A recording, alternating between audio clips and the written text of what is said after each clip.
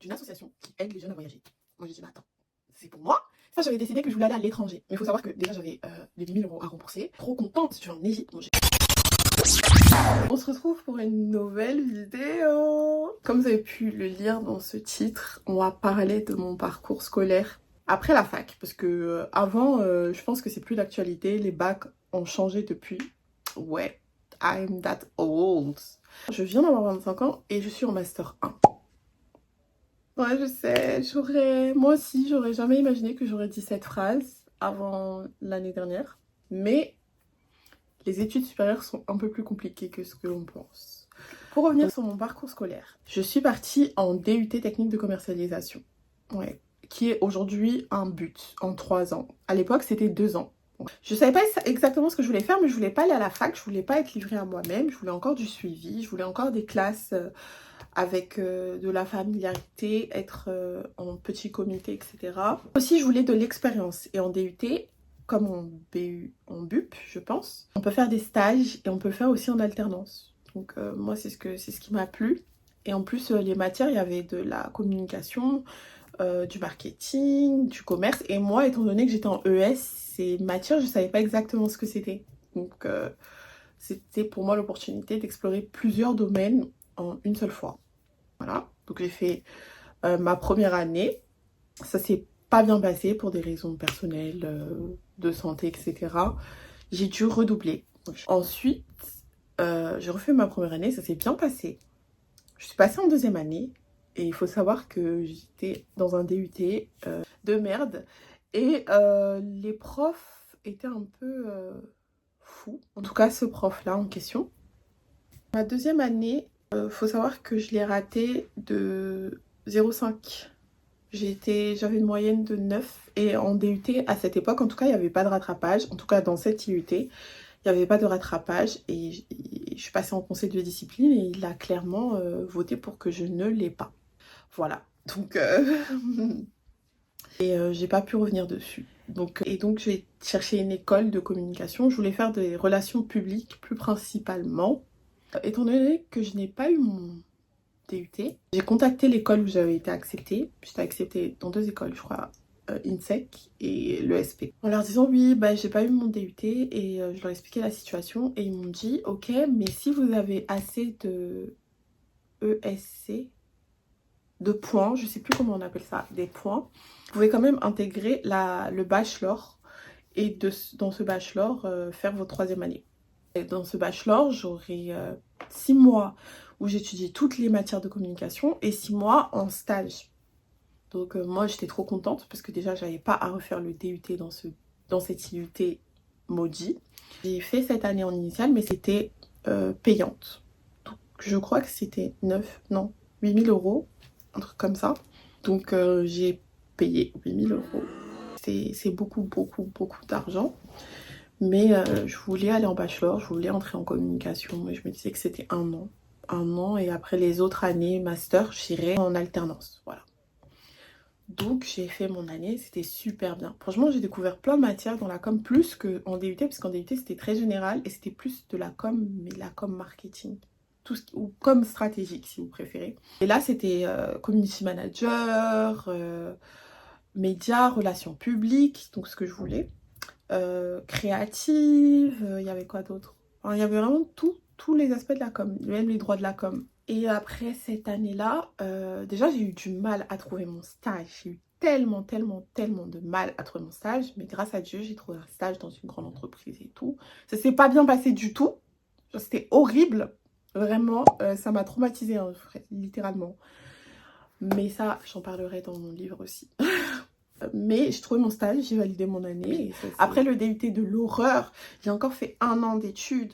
J'ai eu du mal à trouver un stage. Le stage m'a traumatisée. Il me faut une pause. Chacun son rythme. Et ça, c'est mon rythme. Je ne peux pas. Si je veux continuer mes études et les finir, il va falloir que je fasse une pause parce que j'ai trop subi. Donc j'ai pris une pause.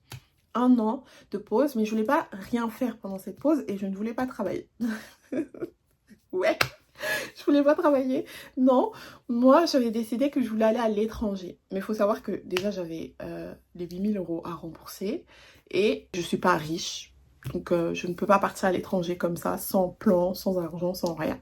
Ma mère m'avait forcé à m'inscrire à la mission locale, donc je devais partir à la mission locale, aller écouter les intervenants à la mission locale, etc. Un jour, comme ça, je suis partie et ils ont parlé d'une association qui aide les jeunes à voyager. Moi, je me suis dit, bah attends, c'est pour moi, c'est pour moi. Et donc, j'ai pris tous les coordonnées et cette association, c'est Parcours le Monde, voilà, je vous le dis, qui aide à voyager, mais en fait, c'est pas eux qui t'envoient à l'étranger, ok? C'est juste une association qui accompagne. En gros, toi, tu vas expliquer ton projet. Moi, par exemple, mon projet, c'est de faire un service civique à l'étranger.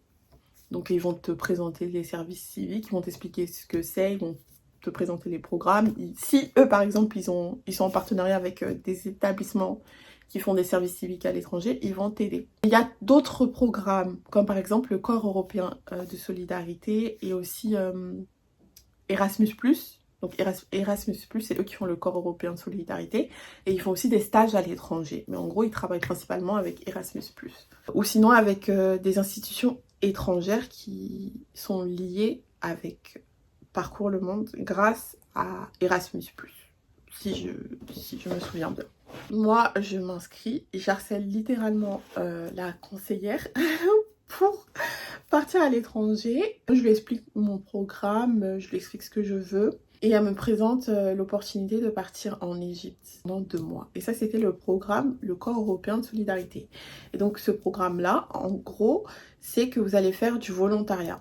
Il y a plusieurs types de volontariat. Il y a s'occuper des animaux, s'occuper d'une ferme, s'occuper des plantations, s'occuper des enfants, etc. Mais moi, c'était dans une entreprise, une association, mais voilà, une association bureautique. Trop contente. Je vais en Égypte faire de la communication. C'est gratuit. Le billet est gratuit, le logement est gratuit, on a de l'argent de poche, on nous paye le déplacement et on nous donne aussi de l'argent pour manger. Donc tout ça, c'est calculé selon le pouvoir d'achat du pays, etc. Mais c'est bénéf. Moi, j'y vais pendant 2 mois. Entre-temps, il faut savoir aussi que j'avais décidé de continuer mes études après cette année de césure. Donc je m'étais inscrite pour faire un Master 1 en événementiel. Donc j'ai été inscrite, j'ai été reçue, acceptée. Il fallait chercher l'alternance maintenant parce que j'allais pas payer 2 fois en fait. Et je vous ai pas dit d'ailleurs si je m'étais inscrite à un master événementiel. Donc stratégie de production événementielle. Je cherche l'alternance mais voilà quoi, j'y vais doucement. J'y vais doucement. En Égypte, je fais ma vie trop bien. C'est l'une des meilleures expériences de ma vie. Et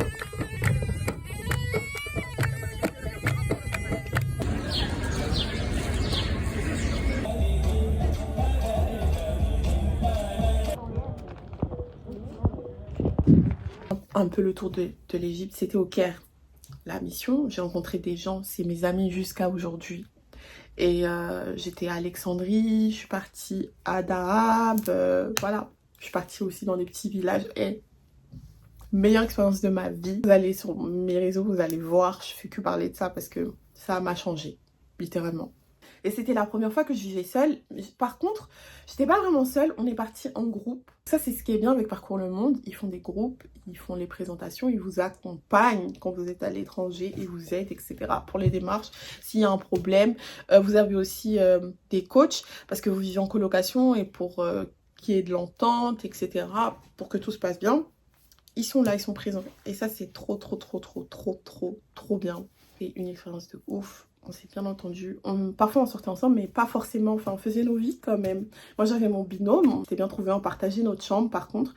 Et les 2 autres filles, elles avaient une chambre chacune. Mais nous deux, en fait, on était tellement un bon binôme que ça nous dérangeait même pas de partager notre chambre. Limite, Après, je suis revenue. Donc, voilà, il fallait que je trouve une alternance. Et l'alternance, je l'ai pas trouvée. Je l'ai pas trouvée. J'étais en déprime. J'ai jamais été aussi triste de ma vie. Je voulais absolument avoir mon master. Je voulais absolument en finir avec mes études. J'étais déprimée, je me disais c'est bon, j'ai déjà 2 années de retard, là je vais faire ma 3e année de retard, je vais être dans une classe, je serai la plus grande, c'est la honte, les gens de mon âge ils sont déjà diplômés, ils ont déjà, il y en a qui travaillent, il y en a qui ont une famille, il y en a qui ont des apparts, il y en a qui vivent à l'étranger, enfin et moi je suis là encore, j'ai même pas fini mes études, j'arrive pas, blablabla, enfin j'étais dans un trou profond.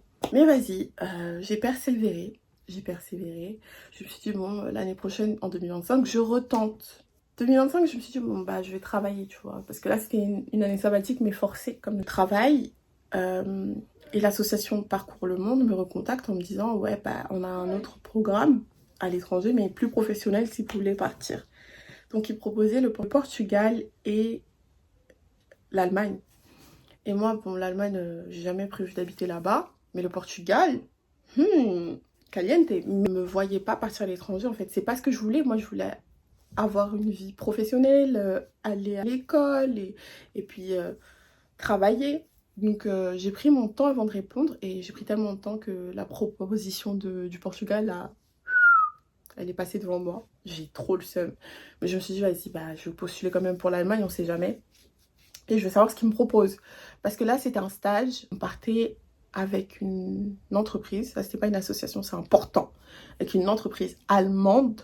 Et c'était à elle de nous trouver les stages. Et encore une fois, là, on était rémunérés. Le logement était payé, les déplacements étaient payés.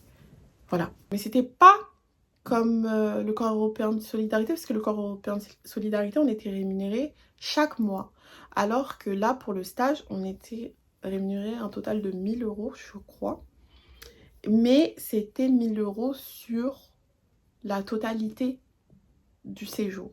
Et on est parti en février, on est revenu en avril. Et on était à Berlin. Bref, pour vous dire comment c'était chaud. Moi, je fais un premier entretien avec l'entreprise allemande. Je ne partirai pas, sauf si vous me trouvez une expérience dans l'événementiel. Parce que c'était un peu ça qui revenait quand je cherchais une alternance, c'est que j'avais pas cette expérience dans l'événementiel. Donc j'ai dit, ok, je vais travailler, mais si je peux me faire de l'expérience dans l'événementiel pour trouver une alternance ensuite, c'est le mieux. Et tout ça, c'est en anglais, hein. L'Égypte, l'Allemagne, c'est en anglais, hein. Je parle anglais, je suis bilingue, les amis. Et désolée, je me vante, mais il faut, etc. Donc moi, je suis trop saucée. J'ai une raison de vivre à nouveau et j'ai de l'espoir par rapport à l'année 2025 et à mon alternance. Du coup, si j'ai de l'expérience en plus à l'étranger, Berlin, qui est quand même la capitale européenne du travail, voilà quoi, ça fait bien. Donc moi, je suis trop saucée. Elle me dit juste, ah mais vous avez trouvé un stage dans une agence internationale allemande. C'était très dur. Je vous le jure, je suis très reconnaissante d'avoir pu voyager gratuitement, etc. Mais j'ai même pas pu profiter parce que j'avais vraiment des horaires de travail. Je faisais 8 heures de travail par jour et tous les jours. Et j'avais pas de télétravail. Donc pendant 3 mois presque. Donc je pouvais même pas visiter le pays.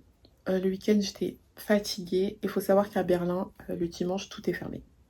Donc voilà un peu mon expérience à Berlin. J'étais vraiment déprimée, triste, dépassée. Je commençais aussi à postuler pour l'alternance en parallèle.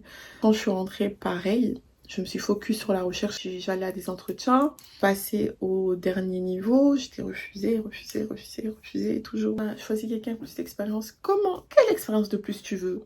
J'étais en Égypte, j'ai travaillé dans l'événementiel et dans la communication. J'ai fait des stages en communication, genre 3. À Berlin, je travaillais pour une agence événementielle. Tu veux quoi de plus? Grâce à Dieu, j'ai trouvé une alternance. Une semaine avant la rentrée, genre j'ai eu un entretien. Ils m'ont accepté. Et là, ben, je fais mes études, je suis en master 1. Et ça se passe très bien dans mon entreprise comme à l'école. Mais voilà, c'était juste pour vous parler de mon parcours un peu atypique. J'ai eu beaucoup de chance parce que j'ai pu voyager et j'ai eu beaucoup d'expériences, que ce soit professionnelle ou humaine. Mais en tout cas, ce que je peux vous recommander vraiment, c'est de vous renseigner auprès des institutions qu'on a en France, puisqu'on en a beaucoup, on n'en a vraiment pas conscience. C'est pour vous dire aussi de persévérer, qu'il n'y a pas d'âge, il n'y a pas de temps. Ok, j'en suis la preuve. Vraiment, n'abandonnez pas. Si vous avez un projet, si vous avez un objectif, sachez qu'il y a plusieurs chemins et c'est parfois pas du tout le chemin que vous avez prévu, mais vous allez y arriver si vous persévérez. Voilà, merci d'avoir regardé la vidéo jusqu'à la fin. J'espère que ça va vous aider parce que c'est bientôt Parcoursup si je ne me trompe pas. Donc voilà, si vous voulez prendre des années de césure pour voyager, si vous voulez prendre des années de césure pour vous chercher, faites-le. En vrai, plus vous prenez votre temps, plus vous savez où vous allez. Abonnez-vous, likez la vidéo, laissez un commentaire. Abonnez-vous sur mes réseaux aussi, que je mettrai là ou là. Ou là. Merci.